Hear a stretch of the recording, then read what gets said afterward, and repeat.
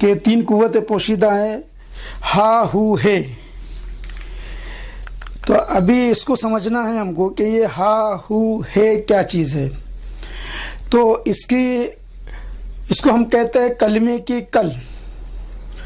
کلمہ طیب کے اندر جو ہے 24 حرف ہے، جس کے اندر سے لا الہ الا اللہ محمد رسول اللہ ہے، زبر پیش زیر، کلمہ زبر سے شروع ہو رہا ہے، پیش یعنی اللہ اس کے رسول کو پیش رکھنا، اور خود زیر ہو جانا، ایک چیز یہ آ گئی۔ اب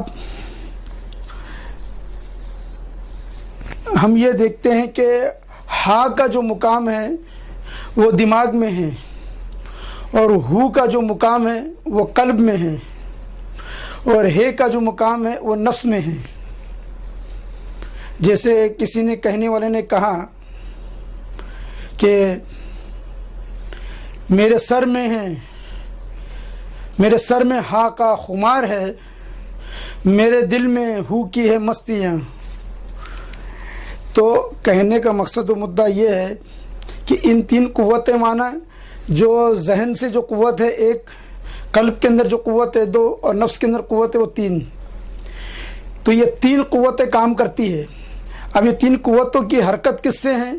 کیونکہ یہ ہا ہو ہے، اگر ہم دیکھیں گے تو اس کو ایک نقطے کی شکل دے دیجیے آپ۔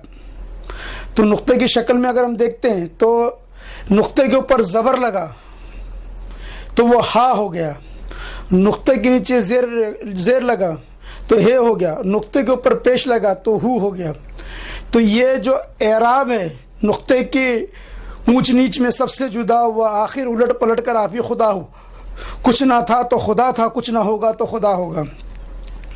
اور دوسری بات کہتے ہیں نقطے کا راز دیکھیے زیر و زبر میں ہے، نقطے کا راز دیکھیے زیر و زبر میں ہے، اللہ گھر میں ہے تو محمد سفر میں ہے۔ جب بچہ ماں کے پیٹ سے پیدا ہوتا ہے تو ہے کی شکل میں ہوتا ہے، زیر کی شکل میں ہوتا ہے، زیر ہوتا ہے۔ اب اس کے بعد کچھ دنوں کے بعد اس کے اندر اللہ تعالیٰ کچھ قوت عطا فرما دیتا ہے، اور وہ اپنے 4 پیر والا بن جاتا ہے، 4 پیروں سے چلتا ہے، یعنی 2 ہاتھ اور 2 پیر۔ تو اب یہ پیش کی شکل اختیار کیا، ہوتے ہوتے ایک وقت ایسا آتا ہے کہ یہ زبر بن جاتا ہے، اور ایسا زبر بن جاتا ہے کہ لوگ پریشان ہو جاتے ہیں، یعنی جوان ہو گیا۔ پھر اس کے بعد زندگی بیتتی جاتی ہے، وقت گزرتا جاتا ہے، ایک وقت ایسا آتا ہے کہ ہاتھوں میں لکڑی آ جاتی ہے، کمر جھک جاتی ہے، عمر درازی ہو جاتی ہے، تو لوگوں کو جو ہے وہ وصیت و نصیحت کرتا ہے۔ لوگ کہتے ہیں کہ یہ پیش امام ہو گئے، یعنی یہ مقام پیش کا ہے۔ پھر ایک وقت ایسا آتا ہے کہ وہ اس دنیا سے رحلت کر جاتا ہے، اور وہ واپس زیر، یہ شروع ہوا زیر سے اور ختم ہوا زیر پہ، اس کی شروعات زیر سے ہے اور ختم زیر پہ ہے، بس درمیان میں جو ہے زبر اور پیش آیا۔ زبر انانیت کی نشانی ہے، پیش ادب و احترام کی نشانی ہے، زیر انکساری کی نشانی ہے۔ تو کلمہ طیب ختم کہاں ہوا، مکمل کہاں ہوا؟ زیر پہ، کیونکہ جس نے اللہ رسول کو پیش رکھا اور زبر سے زیر ہو گیا وہ شیر ہو گیا، وہ کامیاب ہو گیا۔ تو اس کے اندر جو ہے یہ 3 قوتیں کام کر رہی ہے، جس کو میں نے اس سے پہلے بھی کہا تھا کہ جو یعنی نفس کا مقام ہے، قلب کا مقام ہے، اور ایک زیر ناف کا مقام کی بات ہوئی تھی۔ میں نے تندرستی کے راز میں تینوں مقامات کے بارے میں کہہ دیا، اور یہ تمام راز اسی میں پوشیدہ ہے، اور اسے ہم کلمے کی کل کہتے ہیں کہ یہ کلمے کی کل کے معنی یہ ہے کہ یہ دندانے ہیں۔ کلمہ اگر چابی ہے تو یہ کلمے کے دندانے ہیں۔ جس نے اس کو اپنی حقیقت کو سمجھا وہ کامیاب و کامران ہو گیا۔ اس کے بعد ایک اور سوال پوچھا گیا کہ زبر نور ہے، پیش عشق ہے، زیر ذات ہے۔ زبر نور سے مراد یہ ہے کہ اب یہ نور کے مقام، یعنی جب بھی ہم کوئی لو جلاتے ہیں، شمع جلاتے ہیں، تو یہ اوپر کی طرف اٹھنے لگتی ہے، نور اوپر کی طرف اٹھنے لگتا ہے، یہ زبر کا مقام ہے۔ اور پیش عشق ہے تو یعنی محبوب ہمیشہ اپنے پیش نظر ہوگا۔ اور ذات زیر ہے، گویا کہ جس نے اپنی حقیقت کو جان لیا وہ زیر ہو گیا، یعنی وہ یہ جان لیا کہ میرا معبود مجھ میں موجود ہے، تو وہ پھر اپنے وجود کے اندر ہی جو ہے وہ سجدہ ریز ہو گیا۔ اب ایک اور سوال پوچھا گیا کہ ذکر لا الہ الا اللہ کے ساتھ اس میں اللہ کی وسعت کو بھی پیش نظر رکھے، یہ کیسے، اس کو تھوڑا سمجھائیے۔ تو اللہ تبارک و تعالی، ابھی ہم لفظ اللہ کہہ رہے ہیں، اور جب بھی ہم لفظ اللہ کہتے ہیں ہم پہ کوئی رقت طاری نہیں ہو رہی۔ حالانکہ ایک بزرگ کے واقعے آتا ہے کہ وہ گزر رہے تھے اور کسی نے اللہ کہا اور آپ گش کھا کر گر گئے۔ کسی پوچھنے والے نے پوچھا کہ حضور بولے کیا ہو گیا، آپ گش کیوں کھا گئے؟ بھلے اس نے اللہ کہا، بھلے ہم تو روزانہ سنتے ہیں مسجد سے اذان کی آوازیں آتی ہیں اللہ اکبر، تو ہم پہ رقت طاری کیوں نہیں ہوتی؟ تو اس کی اصل حقیقت یہ ہے، اس کو سمجھنا ہوگا۔ آپ ایک محفل میں بیٹھے ہیں اور کوئی آ کے آپ کو جو ہے کوئی ایسے الفاظ استعمال کر دیتا ہے، جیسے مثلا وہ کہہ دیتا ہے کہ تم گدھے ہو، اور آپ جیسا یہ سنتے ہیں تو آپ کے چہرے کا جغرافیہ بدل جاتا ہے، آپ کے خون کا دوران بدل جاتا ہے، حالانکہ وہ بھی ایک لفظ ہے۔ تو ہوا کیا؟ تو اس لفظ سے آپ نے اپنے آپ کو جوڑ لیا، اپنے آپ کو اٹیچ کر لیا، ایک حقیر لفظ کو آپ نے اپنے اوپر طاری کر لیا۔ اب اللہ کی وسعت کیا ہے؟ تو پہلے اس کو سمجھنا ہوگا کہ لفظ اللہ سے ہی، تو اللہ میں 4 حرف ہے، پہلا ہے الف، پھر ہے لام، پھر لام ثانیہ، پھر ہا۔ تو اگر الف بھی ہم ہٹا دیتے ہیں تو للہ بچ جاتا ہے۔ تو اب ہم پڑھتے ہیں الحمدللہ رب العالمین، کہ تمام تعریف اللہ ہی کے لیے جو تمام رب کا پالن ہار ہے۔ تو یہاں پر بھی الف کے ہٹنے کے باوجود بھی لفظ اللہ اپنے مقام پر ہے۔ پھر ہم لام اول ہٹا دیتے ہیں تو لہو بچ جاتا ہے، تو آتا لہو فی السماوات والارض، اسی کا زمین و آسمان میں۔ تو یہاں بھی معنی پورا دے رہا ہے۔ اگر ہم لام ثانیہ بھی ہٹا دیتے تو ہو بچ جاتا ہے۔ تو ہو کو اگر ہم کہتے ہو تو هو الاول والآخر والظاہر والباطن، وہی اول ہے، وہی آخر ہے، وہی ظاہر ہے، وہی باطن ہے۔ تو معنی یہ ہے کہ اس کے ہر حرف ہٹانے کے باوجود بھی اللہ اپنے مقام پہ قائم و دائم ہے۔ جس طرح اللہ تعالیٰ کسی حروف کا محتاج نہیں ہے، اسی طرح وہ کسی شے کا بھی محتاج نہیں ہے، وہ ہر شے میں قادر ہے۔ اور اس کی وسعت یہ ہے کہ وسیع کرسی السماوات والارض، کہ اس کی کرسی نے ہر چیز کو گھیری ہوئی ہے، یعنی اس کے دست قدرت میں، اس کی حکومت میں ہر چیز موجود ہے، کہ کوئی ناممکن اس کے لیے ناممکن نہیں ہے۔ یعنی اللہ تعالیٰ کے لیے ہر ممکن ہے، وہ جو چاہے وہ کر سکتا ہے، وہ خالق اور مالک ہے، وہ اس طرح کی کائنات کو ہزاروں مرتبہ مٹا سکتا ہے، بنا سکتا ہے۔ تو اس کی وسعت کو یہ سمجھے، یعنی وہ کتنا وسیع ہے کہ ساری کائنات کو بھی اگر وہ چاہے نوازنے پہ آ جائے اور نواز دے تو اس کے خزانے کے اندر ایک سوئی کے ناکے کے برابر بھی فرق نہیں آئے گا۔ تو اللہ کی وسعت کو کوئی جان نہیں سکتا۔ اب دوسری بات یہ کہی پوچھے آپ نے کہ ذاکر کو مذکور کے صفات پیش نظر رکھنا چاہیے، ورنہ صفات کے نظر انداز ہونے سے محض اسم کا ورد سے باطن میں کوئی انقلاب پیدا نہیں ہوتا۔ تو یہاں معنی بھی وہی ہے جو میں نے پہلے بتایا، کہ یہ جاننا پڑے گا کہ میرا رب، اس کی صفات کیا کیا ہے۔ تو وہ رحمان ہے، وہ رب ہے۔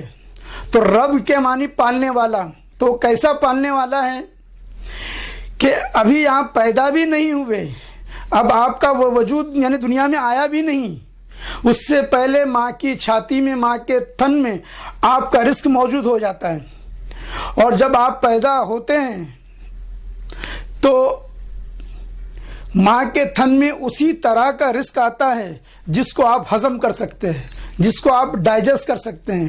جیسے جیسے آپ کے ہاضمے میں فرق آنا شروع ہو جاتا ہے، جیسے جیسے آپ کا ہاضمہ قوی ہونے لگتا ہے، ماں کے تھن میں، ماں کی چھاتیوں میں مولا جو ہے وہ رزق کو جو ہے اس طرح کا بناتے چلے جاتا ہے۔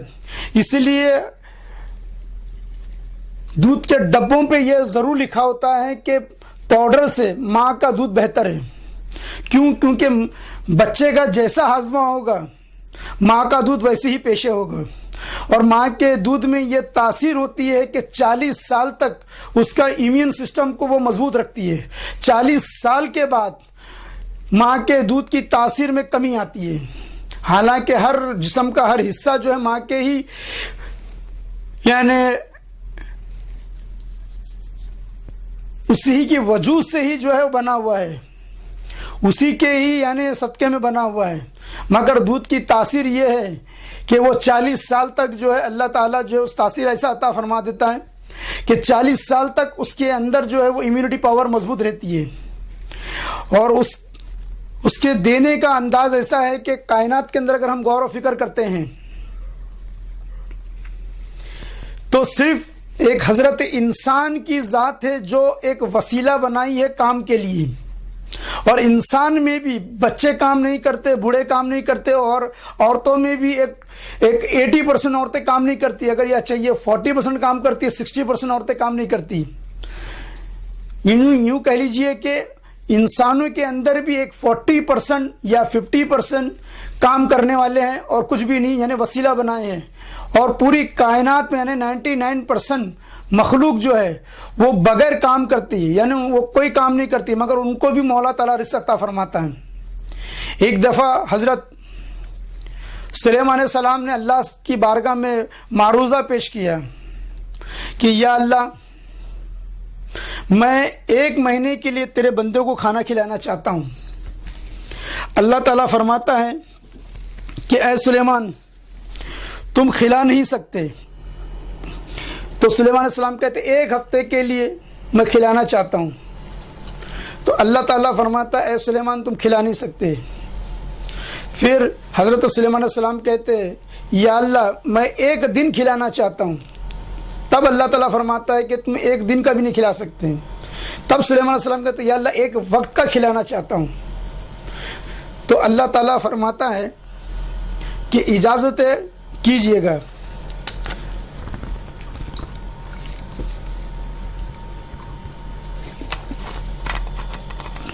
تو حضرت سلیمان علیہ السلام نے تمام جناتوں کو حکم دیے کہ کھانا تیار کیا جائے۔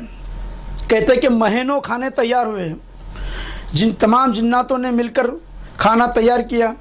ہواؤں کو حکم دیا گیا کہ کھانا خراب نہ ہو، اپنی ایسی ہوا چلائی جائے، ٹھنڈی ہوا چلے جائے۔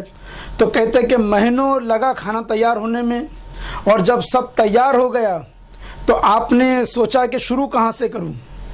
تو آپ کہتے ہیں کہ زمین سے زیادہ مخلوق پانی میں ہے، تو میں پانی سے شروع کرتا ہوں۔ تو آپ نے آواز دیا پانی کے اندر، اے پانی کی مخلوق باہر آؤ، آج جو ہے میں آپ کو رزق دینے والا ہوں، آج میں رزق کا تمہارا ذمہ دار ہوں۔ تو کہتے کہ ایک بڑی مچھی باہر آئی، تو حضرت سلیمان علیہ السلام نے جو کھانا بنائے تھے اس کے منہ میں ڈالنا شروع کی۔ کہتے کہ ڈالتے ڈالتے آپ نے جو مہینوں بھر جو رزق بنایا تھا اس مچھی کے منہ میں ڈالنے کے بعد بھی اس کا پیٹ نہیں بھرا، اور وہ مچھی گویا ہوئی حضرت سلیمان علیہ السلام سے اور کہنے لگی کہ اللہ کے رسول، اے سلیمان علیہ السلام، آپ نے جو مجھے لقمہ دیا ہے ایسا میرا رب روزانہ 2 لقمے مجھے عطا فرماتا ہے، اور تم نے مجھے آج 1 لقمہ عطا کیا۔ یہ سننا تھا کہ حضرت سلیمان علیہ السلام سجدہ ریز ہو گئے، اور سجدہ ریز ہو کر کہتے یا اللہ، میں جو ہے اس رزق کو جو ہے میں کھلا نہیں سکتا، واقعی میں تو رب العالمین ہے۔ تو اللہ کی صفت ربوبیت کو سمجھنا ہوگا، اس کو پیش نظر رکھو۔ اللہ کیسا رحیم ہے، وہ کیسا کریم ہے، وہ کیسا جبار ہے، وہ کیسا قہار ہے۔ ان صفات کو جب ذکر کرتے وقت، یعنی کہ جس کا ہم ذکر کر رہے ہیں اس کی صفات جب ہمارے سامنے پیش نظر ہوں گے تو بات کچھ اور ہوگی، اور اس سے اپنا اٹیچمنٹ کرنا ہوگا۔ مثال کے طور پہ کہ کوئی جس کو ہم چاہتے ہیں اور وہ ہمارے زندگی سے رخصت ہو گیا، یعنی اس کی موت ہو گئی، تو ہم جب بھی اس کو یاد کرتے ہیں تو ہمارے آنکھوں سے اشک جاری ہو جاتے ہیں، ایک عجیب سی کیفیت طاری ہو جاتی ہے۔ کیوں ہوتا ہے؟ ہم نے یاد کیا اس کو، تو وہ یاد کیسے ہوا؟ ہم نے محض زبان سے نہیں کیا، بلکہ ہم نے اپنا قلب کا جو تعلق ہے اس سے جڑا لیا۔ جب ہمارے قلب کا تعلق اس سے متعلق ہو جاتا ہے، جڑ جاتا ہے، تو اس کی بات کچھ اور ہو جاتی ہے۔ جب ذہن کے اندر ہم کسی ایسی چیز کو یاد کرتے ہیں جس سے ہمارا تعلق جڑا ہوا ہوتا ہے تو ہمارے جسم کی بی پی الگ ہو جاتا ہے، ہمارے سوچ الگ ہو جاتی ہے، ہمارے سوچنے کا ڈھنگ بدل جاتا ہے، ہمارے اوپر رقت طاری ہو جاتی ہے۔ جیسے میں نے ابھی ایک مثال دے کے سمجھایا کہ کوئی اگر آپ کو گدھا کہہ دے یا کوئی ایسے ہی برے الفاظ یا کوئی گالی دے دے، تو حالانکہ لفظی ہیں گالی، آپ ایک دفعہ جا رہے ہیں اور کوئی کسی کو گالی دے رہے ہیں، آپ سن لیتے ہیں، مگر آپ پہ کوئی ایسی رقت طاری نہیں ہوتی، کوئی آپ کے اوپر بلڈ پریشر ہائی نہیں ہوتا، مگر یہی گالی جب آپ کو دی جاتی ہے تو آپ کا بلڈ پریشر ہائی ہو جاتا ہے۔ کیوں؟ کیونکہ اس گالی سے آپ نے اپنے آپ کو جوڑ لیا۔ تو کہنے کا مقصد و مدعا یہ ہے کہ جب اللہ کا ذکر کیا جائے تو محض ذاکر نہ بنے، بلکہ اس کے ساتھ اپنے آپ کو جوڑ لے، اپنے قلب کو جوڑ لے، اپنے نفس کو جوڑ لے، اپنی روح کو جوڑ لے، اس سے اٹیچ کر لے۔ تو کیا ہوگا؟ تو وہ ذکر جو ہے آپ پہ اثر انداز ہونا شروع ہوگا، وہ ذکر کے جو اصل فوائد ہے وہ آپ پہ ظاہر ہوں گے۔ ورنہ کیا ہوگا؟ آپ جو ذکر کرو گے اس کا ثواب آپ کو ضرور ملے گا، مگر جو اس کے اندر کی جو حقیقت ہے، جو اس کے اندر کے جو رموز ہے، وہ آپ پہ آشکارا نہیں ہوں گے۔ تو آپ پہ آشکارا ہونے کے لیے یہ دیکھنا ہوگا کہ میرا رب رحیم ہے، میرا رب کریم ہے، میرا رب جبار ہے۔ تو اس کی صفتوں کے اندر غوطہ لگانا ہوگا، اس کی صفتوں کو سننا ہوگا۔ وہ رحیم ہے تو کیا بات ہے، وہ کریم ہے تو کیا بات ہے۔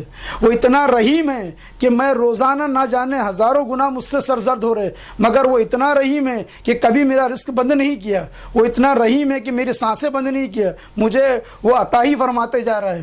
وہ میرے خطاؤں کو اپنی عطا سے پوشیدہ کرتے جا رہا ہے۔ وہ کریم ہے، مجھ پہ ہمیشہ ہی کرم کرتے جا رہا ہے، اور مجھ سے کہہ بھی رہا ہے کہ میری رحمت سے نا امید نہ ہو۔ تو ہم اللہ کی ان صفات کے اوپر غور و فکر کریں گے، اور وہ صفات کے اوپر غور و فکر کیسے کریں گے؟ تو اللہ تعالیٰ نے ان صفات کو حضرت انسان کو بھی عطا فرمایا۔ تو ہم دیکھتے کہ کوئی جب ہم پہ رحم کرتا ہے تو ہماری کیفیت بدل جاتی ہے، اور کوئی کسی پر اگر ہم رحم کرتے تو ہمارے اندر ایک عجیب سی کیفیت پیدا ہو جاتی ہے، اور اللہ تعالیٰ فرماتا ہے کہ میرے غضب پہ میری رحمت غالب ہے۔ تو اللہ تعالیٰ ہمیں کیا کیا نہیں نوازا، یعنی اللہ تعالیٰ نے ہر چیز کو نوازتے گیا۔ اب ہم ماں کے پیٹ میں تھے تو ہمیں آنکھ کی ضرورت نہیں تھی، ہاتھ کی ضرورت نہیں تھی، پیر کی ضرورت نہیں تھی، کسی اعضاء کی ضرورت نہیں تھی، مگر ہمارا رب نے، ہمارے مالک نے، ہمارے خالق نے ہماری ضرورت کو ہم سے زیادہ سمجھ کر کہ اب ان کو ضرورت لگے گی دنیا میں آنے کے بعد، تو وہ پہلے ہی عطا فرما دیا۔ تو میرا مالک، میرا خالق اتنا رحیم و کریم ہے کہ میرے پیدا ہونے سے پہلے میری ضرورت کو اس نے پورا کر دیا۔ اور اللہ تعالیٰ تو اتنا رحیم و کریم ہے کہ میں اس کا ذکر اگر زندگی بھر بھی کروں تب بھی کم ہے، مگر اس کے بعد بھی ہم کم کرتے اس کا ذکر، لیکن اس کے بعد بھی وہ اتنا کریم ہے کہ ہمیں نوازتا رہتا ہے، ورنہ اس کے حکم کے بغیر ایک سانس اندر آ سکتی ہے نہ باہر آ سکتی ہے۔ یہاں تک کہ ہم کوئی اگر پانی پیتے ہیں تو اس کے حکم سے پانی اندر جا رہا ہے، اس کے حکم سے وہ پانی ڈائجسٹ ہو رہا ہے، ورنہ ہم دیکھتے کبھی کبھی کہ جب ہم پانی پیتے ہیں تو ٹھسکا لگ جاتا ہے۔ تو یعنی کیا ہے؟ تو اگر اس کا حکم نہ ہو تو یہی پانی جو ہے پانی کی نلی میں جانے کے بجائے، کھانے کی نلی میں جانے کے، فوڈ نلی میں جانے کے بجائے کہاں چلے جائے گا؟ سانس کی نلی میں جا سکتا ہے۔ تو وہ کبھی کبھی تمہیں بتاتا بھی ہے، جتاتا بھی ہے کہ اگر میں چاہوں تو ایسا بھی ہو سکتا ہے، مگر میں رحیم و کریم ہوں۔ تو میرا مولا اتنا رحیم، میرا مولا اتنا کریم، تو میں جب اس کا ذکر کروں تو محبت میں کروں، جھومتے ہوئے کروں، शफ़क़त के साथ करो। और इसीलिए अल्लाह ताला फरमाता है कुरान मजीद में, जब तुम मेरा जिक्र करो तो अपने अजीज़ व अकारिब से बढ़ के करो।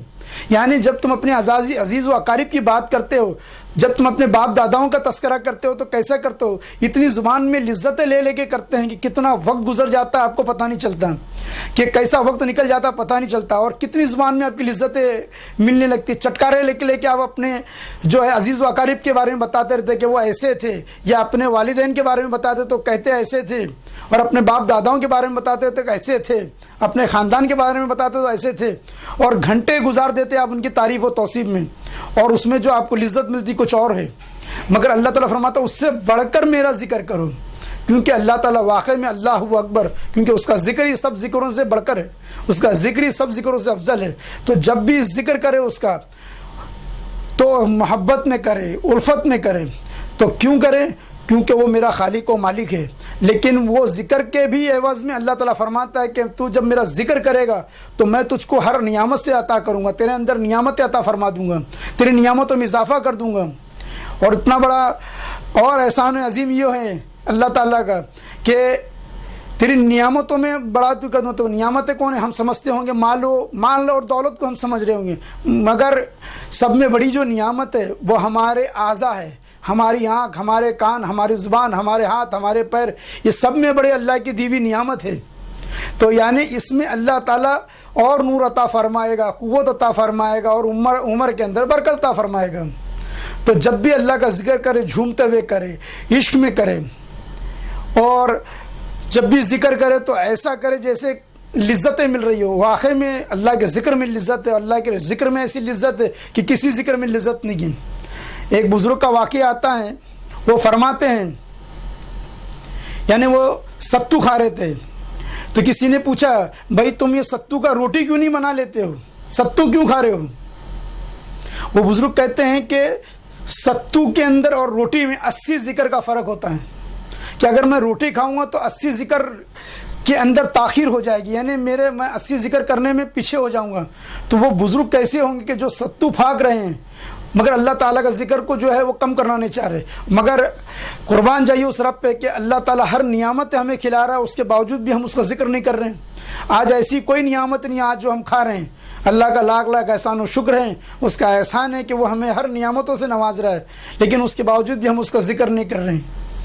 तो जितना हो सके उसका ज़िक्र करें, मोहब्बत में करें, उल्फत में करें, और इस तरह से करें कि जैसे कोई गुलाब जामुन खा रहे हैं, रसगुल्ला का खा रहे हैं।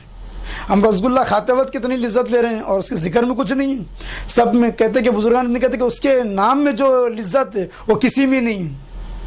अल्लाह नाम में जो लिज्जत रखा अल्लाह ने किसी और में नहीं रखा है। तो जब भी ये करें तो उसके इश्क, और जब हम झूम के करेंगे तो इसलिए कहते हैं कि तू अल्लाह का ज़िक्र कर, अल्लाह तेरी फ़िक्र करेगा। अल्लाह का तू ज़िक्र कर, अल्लाह तेरे फ़िक्र करेगा। और अल्लाह के ज़िक्र तो पीर ने तो ऐसा अता फरमा दिया कि तू ज़ुबान से भी कर, जिसको हम कहते हैं ज़ुबानी ज़िक्र, ज़िक्र लिसानी, वो तो अपने कल्ब से भी कर, ज़िक्र कल्बी, और कहते हैं तू अपने रूह से कर। पीर ने रूह का भी ज़िक्र अता फरमा दिया, ज़ुबान का भी ज़िक्र अता फरमा दिया, ज़िक्र कल्बी भी अता फरमा दिया, ज़िक्र सिर्री भी अता फरमा दिया है, ज़िक्र खफ़ी भी अता फरमा दिया है। तो करते बैठो। तो ज़ुबान से ज़िक्र में नेकियां हैं, कल्ब के ज़िक्र के अंदर कल्ब की पाकी भी है, और उसके घर में उसी का ज़िक्र होना। और रूह के अंदर तो ऐसा अल्लाह ताला फरमाता है कि अगर तू रूह से ज़िक्र करता है तो मैं तेरा और तू मेरा हो जाता है। तो यहाँ तो फिर क्या बात है कि तू मेरा और मैं तेरा, इसके आगे क्या है? अस्कुनी फस्कुरुकुम, तू मेरा ज़िक्र कर मैं तेरा ज़िक्र हूँ। यही मानी देते हैं कि मैं उस बंदे का हो जाता हूँ, बंदा मेरा हो जाता है, और जिसका खुदा हो जाता है, जिसका रब हो जाता है, उसका सब हो जाता है, और जिसका रब नहीं उसका सब नहीं। इसलिए आज हम गरीब नवाज रहमतुल्लाह के बारगाह में जाके देखते हैं कि ये इनका रब हो गया तो क्या हो गया, आज ये दुनिया से पर्दा कर चुके हैं, आज ये जो है मज़ार में मौजूद हैं, बाज़ाहिरी हयात में नहीं है। तो कहते हैं मलका विक्टोरिया ने इंग्लैंड से अपने एक जासूस को भेजा, कहा कि जाके आप पूरे हिंदुस्तान का मुआयना करके आके हमें ख़बर दो। वो जासूस पूरा मुआयना करके जाके ख़बर देता है, कहता मैं हिंदुस्तान की सारी ख़बर दूंगा, मगर एक चीज़ मैं बता दूं कि मैंने एक अजीब व गरीब देखा।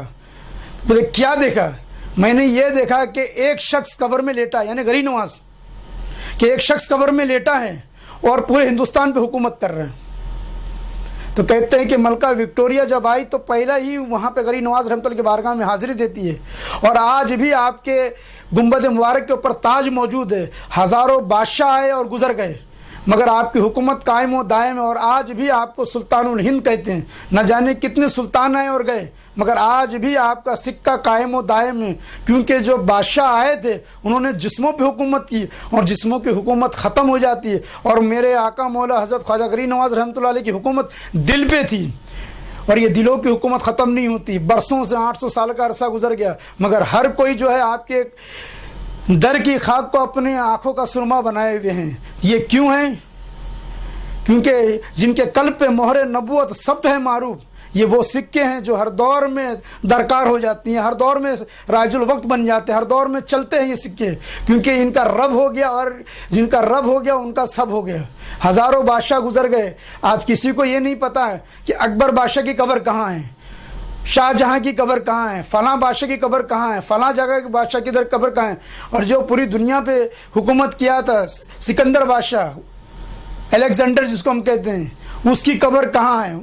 اس کی قبر پہ کوئی ایک بتی جلانے والا ہے کہ پتہ نہیں. مگر خواجہ غریب نواز رحمۃ اللہ کی بارگاہ میں دیکھتے کہ روزانہ جو ہے ایک روشنی کی جاتی ہے, اور ہزاروں لوگوں کا مجموعہ اس روشنی میں موجود ہوتا ہے, ہزاروں لوگوں کے ہاتھ میں ایک موم بتی موجود ہوتی ہے.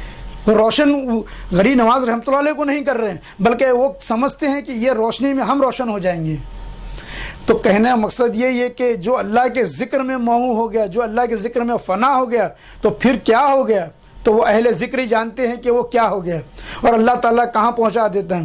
تو اسی لیے میں کہتا ہوں کہ اللہ کے ذکر کے اندر یعنی اس کی اس صفت کو دھیان رکھو, وہ لذت لے کے آ جائے کہ میرا رب کیسا ہے, میرا مالک کیسا, میرا خالق کیسا ہے. آج دیکھو کہ پوری دنیا کی دولت بھی ایک طرف رکھ کے اگر کسی کی آنکھ چلے جائے تو اس آنکھ کا مقابلہ نہیں کر سکتی, اس کی زبان چلے جائے تو زبان کا مقابلہ نہیں کر سکتی, پوری دولت بھی جو ہے اس کا مقابلہ نہیں. تو کیا نعمتیں ہیں, وہ کیا نعمت عطا فرمایا. تو اس کا جب ذکر کریں تو یہ تمام نعمت, تمام اس کے احسانات کو اپنے ذہن میں رکھ کر جب ہم ذکر کریں گے تو ذکر تو کریں گے لیکن وہ ذکر میں جو بات ہوگی وہ کچھ اور بات ہوگی. اور اگر وہ تعلق کے باللہ بھی پیدا نہیں ہو, تمہارا تعلق یعنی قلب سے بھی قلبی تعلق بھی پیدا نہیں ہوا, تب بھی کوئی بات نہیں. اللہ تعالیٰ فرماتا ہے کہ اگر تو نے میرا ایک مرتبہ نام لے لیا تو میں ہر حروف پہ تجھے 10 نیکی عطا کر دوں گا.